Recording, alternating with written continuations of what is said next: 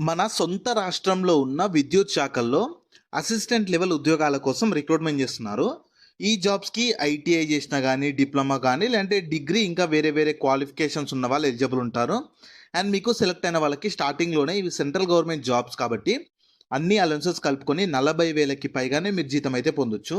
So, నేను ఇదే వీడియోలో జాబ్స్‌కి మీకు ఎలాంటి ఎక్స్‌పీరియన్స్ అవసరం లేదు కాబట్టి ఖచ్చితంగా ఎక్స్‌పీరియన్స్ అవసరం లేదు కాబట్టి నేను ఇదే వీడియోలో జాబ్స్‌కి సంబంధించిన ఫుల్ డీటెయిల్స్‌తో పాటు అప్లికేషన్ ప్రాసెస్‌ని కూడా చెప్తాను కాబట్టి మీరు వీడియోని మాత్రం ఎక్కడ కూడా స్కిప్ చేయకుండా లాస్ట్ వరకు చూసి ఇంట్రెస్ట్ అండ్ ఎలిజిబిలిటీ ఉన్న వాళ్ళు మాత్రం ఆపర్చునిటీని ఖచ్చితంగా యూటిలైజ్ అయితే చేసుకోండి. సో, ఇందులో ఫస్ట్ ఇంపార్టెంట్ డేట్స్ చూడండి. 5th మే 2025 నుంచి 25th మే 2025 వరకు మీరు ఆన్లైన్‌లో అప్లై చేసుకోవాలి. నేను మళ్ళీ చెప్తున్నాను, ఇదే వీడియోలో అప్లికేషన్ ఎలా చేసుకోవాలో కూడా చెప్తాను కాబట్టి మీరు వీడియోని ఇంకా లైక్ చేయకుండా చూస్తే లైక్ చేసి స్కిప్ చేయకుండా ఎండ్ వరకు చూడండి. అండ్ ఇంకా ఇక్కడ కట్ ఆఫ్ డేట్ ఇచ్చారు. అకాడమిక్స్ క్వాలిఫికేషన్‌కి కానీ, ఏజ్ లిమిట్‌కి కానీ ప్రతి దానికి 25th మే 2025 ఉంటుంది. అంటే ఆ డేట్ లోపే మీకు మినిమమ్ 18 ఇయర్స్ ఉండాలి.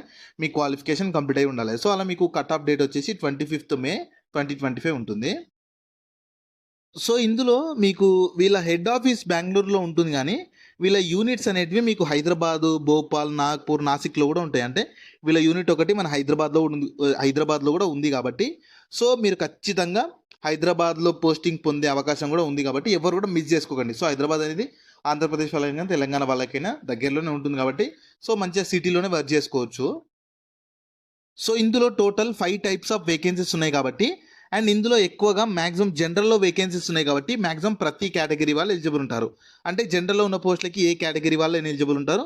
అలాగే మీకు ఎస్సీ వాళ్ళకున్నాయి, ఎస్టీ వాళ్ళకున్నాయి, ఓబీసీ వాళ్ళకున్నాయి, ఈడబ్ల్యూఎస్ వాళ్ళకి కూడా ఉన్నాయి కాబట్టి ప్రతి ఒక్కరు ఎలిజిబుల్ ఉంటారు. టోటల్ 44 వేకెన్సీస్ అయితే ఉన్నాయి. ఇందులో మీకు సైంటిఫిక్ అసిస్టెంట్ ఉంటుంది, ఇంజినీరింగ్ అసిస్టెంట్ ఉంటుంది, టెక్నీషియన్ గ్రేడ్ 1 ఉంటుంది, జూనియర్ హిందీ ట్రాన్స్‌లేటర్, ఇంకా టెక్నీషియన్ గ్రేడ్ 2, అసిస్టెంట్ లైబ్రేరియన్, ఇలా మీకు టోటల్ 5 టైప్స్ ఆఫ్ వేకెన్సీస్ కోసం రిక్రూట్మెంట్ చేస్తున్నారు. సో, ఇందులో నేను క్లియర్‌గా చెప్తాను సెలక్షన్ ప్రాసెస్, సాలరీ అనేటివి మీరు స్కిప్ చేయకుండా వినండి. ఫస్ట్ సైంటిఫిక్ అసిస్టెంట్ ఉద్యోగాలకు సెలెక్ట్ అయితే లెవెల్ 6 ప్రకారం బేసిక్ పేనే 35,400 ఇస్తారు. ఇవి సెంట్రల్ గవర్నమెంట్ జాబ్స్ కాబట్టి మీకు అడిషనల్‌గా చాలా అలవెన్సెస్ అయితే ప్రొవైడ్ చేస్తారు. సెలక్షన్ ప్రొసీజర్ ఎలా ఉంటుందంటే మీకు CBT computer based test and దాంతోపాటు జాబ్ స్పెసిఫికేషన్‌కి తగ్గట్లు మీకు స్కిల్ టెస్ట్ కూడా కండక్ట్ చేసి సెలక్షన్ చేస్తారు. ఇంకా ఇంజినీరింగ్ అసిస్టెంట్‌కి సెలెక్ట్ అయిన వాళ్ళకు సేమ్ సాలరీ ఉంటుంది. లెవెల్ 6 ప్రకారం మీకు సేమ్ అడిషనల్‌గా అలవెన్సెస్ కూడా ప్రొవైడ్ చేస్తారు. సేమ్ సీబీటీ స్కిల్ టెస్ట్‌తో సెలక్షన్ చేస్తారు. తర్వాత టెక్నీషియన్ గ్రేడ్ 1కి మాత్రం లెవెల్ 2 ప్రకారం బేసిక్ పే 19,900 ఇస్తారు. అడిషనల్‌గా అలవెన్సెస్ కూడా ఇస్తారు. దీనికి మాత్రం సీబీటీతో పాటు మీకు ట్రేడ్ టెస్ట్ అయితే కండక్ట్ చేస్తారు. నెక్స్ట్ జూనియర్ హిందీ ట్రాన్స్‌లేటర్‌కి కూడా లెవెల్ 6 ప్రకారం సాలరీ ఉంటుంది. సేమ్ సీబీటీ, ఓన్లీ సీబీటీతో సెలక్షన్ చేస్తారు. తర్వాత అసిస్టెంట్ గ్రేడ్ 2 ఉద్యోగాలకి లెవెల్ 4 ప్రకారం బేసిక్ పేనే 25,500 ఇస్తారు. దీనికి సేమ్ మీకు ఎలాంటి స్కిల్ టెస్ట్ ఏముండదు. ఓన్లీ సీబీటీతో సెలక్షన్ చేస్తారు. నెక్స్ట్ అసిస్టెంట్ లైబ్రేరియన్ ఉంటుంది. లెవెల్ 4 ప్రకారం సాలరీ ఉంటుంది. సీబీటీతో సెలక్షన్ చేసి జాబ్ అయితే ఇస్తారు. అండ్ వాళ్ళు క్లియర్‌గా ఇచ్చారు కింద చూడండి, selection of the candidate will be purely on the merit list of all India rank of the సీబీటీని బేస్ చేసుకొని ఆల్ ఇండియా వైస్‌గా మెరిట్ లిస్ట్ ఇస్తారు. సో, టాప్‌లో ఉన్న వాళ్ళకి జాబ్స్ అయితే ఇస్తామని చెప్పి క్లియర్‌గా వాళ్ళు నోటిఫికేషన్‌లోనే ఇచ్చారు. సో, ఎగ్జామినేషన్ సిటీస్ కూడా ఇచ్చారు. బోత్ ఆంధ్రప్రదేశ్ వాళ్ళకైనా, తెలంగాణ వాళ్ళకైనా హైదరాబాద్‌లో ఉంటుంది. ఓన్లీ హైదరాబాద్ అని కాదు గానీ, హైదరాబాద్‌లో కూడా ఉంటుంది.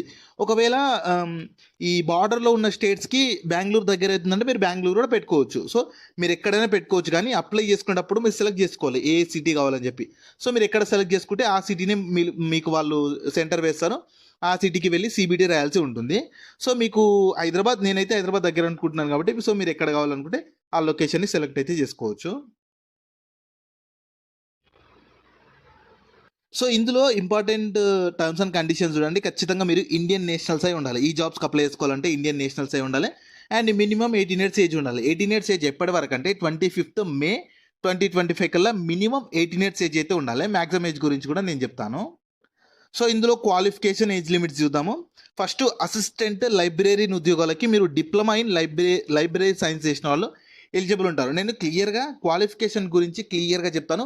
ఓన్లీ నేను చెప్పే క్వాలిఫికేషన్స్ ఉన్న వాళ్ళు మాత్రమే ఎలిజిబుల్ ఉంటారు. దాన్ని గుర్తుపెట్టుకోండి. సో, ఈ అసిస్టెంట్ లైబ్రేరియన్‌కి మినిమమ్ ప్రతి పోస్ట్‌కి 18 ఇయర్స్ ఏజ్ ఉండాలి. మాక్సిమం ఏజ్ ఈ అసిస్టెంట్ లైబ్రేరియన్‌కి 30 ఇయర్స్ ఉంటుంది. కానీ నేను చెప్తున్నాను, ఇక్కడ ఈ మాక్సిమం ఏజ్ ప్రతి ఏజ్‌కి రిలాక్సేషన్ ఉంటుంది. ఎస్సీ, ఎస్టీ వాళ్ళైతే +5 ఇయర్స్ యాడ్ చేసుకోండి. ఎస్సీ, ఎస్టీ వాళ్ళు ఇక్కడ ఇచ్చిన ఏజ్‌కి ఇక్కడ ఇచ్చిన మ్యాక్సిమం ఏజ్కి +5 ఇయర్స్ యాడ్ చేసుకోండి. అదే ఓబీసీ వాళ్ళైతేనేమో +3 ఇయర్స్ యాడ్ చేసుకోండి. ఎందుకంటే ఈ ఓబీసీ ఎస్సీ ఎస్టీ వాళ్ళకు ఏజ్లో రిలాక్సేషన్ ఉంటుంది. తర్వాత అసిస్టెంట్ గ్రేడ్ 2 ఉద్యోగాలకి మీరు ఫస్ట్ క్లాస్ బీఏ కానీ, బీఈఎస్సీ కానీ, బీకామ్ కానీ, బీబీఏ కానీ, బీబీఎం కానీ, బీసీఏ కానీ, బీసీఏ డిగ్రీ చేసిన వాళ్ళు ఎలిజిబుల్ ఉంటారు. దాంతోపాటు minimum grade B basic computer course conducted by NIELIT అంటే national institute of electronics and information టెక్నాలజీలో మీరు ఖచ్చితంగా కంప్యూటర్స్ కోర్స్ కూడా చేసి ఉండాలి. ఏ దానికి? ఈ అసిస్టెంట్ గ్రేడ్ 2 ఉద్యోగాలకి. సేమ్ ఏజ్ లిమిట్ మీకు మినిమం 18 నుంచి మ్యాక్సిమం 30 ఉంటుంది. సేమ్ ఎస్సీ ఎస్టీ వాళ్ళకు, ఓబీసీ వాళ్ళకు ఏజ్లో రిలాక్సేషన్ ప్రొవైడ్ చేస్తారు. నెక్స్ట్ వచ్చేసి మీకు జూనియర్ హిందీ ట్రాన్స్లేటర్ ఉంటుంది. చూడండి, జూనియర్ హిందీ ట్రాన్స్లేటర్. దీనికి degree in Hindi and English as elective సబ్జెక్ట్స్గా డిగ్రీ చేసిన వాళ్ళు ఎలిజిబుల్ ఉంటారు. సేమ్ మ్యాక్సిమం ఏజ్ 30 ఇయర్స్ ఉంది.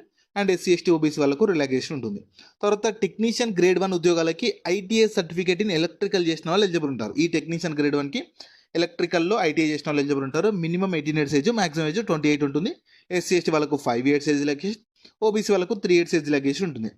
తర్వాత మీకు ఇంజనీరింగ్ అసిస్టెంట్ ఉద్యోగాలకైతే మీకు 3 ఇయర్స్ డిప్లొమా ఇన్ ఇంజనీరింగ్ లేదా టెక్నాలజీ ఇన్ ఎలక్ట్రికల్ లేదా సివిల్తో పాటు 5 ఇయర్స్ ఎక్స్పీరియన్స్ అయితే ఉండాలి. ఈ ఇంజనీరింగ్ అసిస్టెంట్ ఉద్యోగాలకి ఖచ్చితంగా 5 ఇయర్స్ ఎక్స్పీరియన్స్ అయితే ఉండాలి.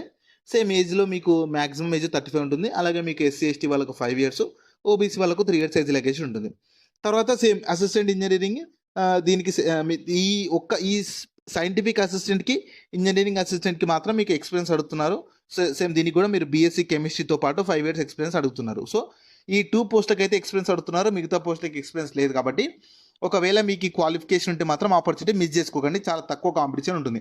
ఒకవేళ మీకు ఈ క్వాలిఫికేషన్ లేకున్నా సరే మీ ఫ్రెండ్స్ అండ్ ఫ్యామిలీ మెంబర్స్లో ఎవరికైనా ఈ క్వాలిఫికేషన్ ఉంటే వాళ్ళకి షేర్ చేయండి. చాలా యూజ్ అవుతుంది. ఎందుకంటే ఈ క్వాలిఫికేషన్ ఉన్న వాళ్ళు చాలా తక్కువ ఉంటారు కాబట్టి కాంపిటీషన్ కూడా చాలా తక్కువ ఉంటుంది. సో మీకు అప్లికేషన్ ఫీ కూడా ఛార్జ్ చేస్తున్నారు. అందరికీ అయితే లేదు. కింద చూడండి, SC ST PWBD ex servicemen women candidates exempted అంటే ఇక్కడ ఇచ్చిన ఈ 5 కేటగిరీస్ వాళ్ళకి ఎలాంటి అప్లికేషన్ ఫీ లేదు. సో మీరు మాత్రం క్వాలిఫికేషన్ ఉంటే మిస్ చేసుకోకండి. నెక్స్ట్ ఈ సైంటిఫిక్ అసిస్టెంట్, ఇంకా ఇంజనీరింగ్ అసిస్టెంట్, అలాగే జూనియర్ హిందీ ట్రాన్స్లేటర్కి అయితే 1000 రూపీస్ ఉంటుంది.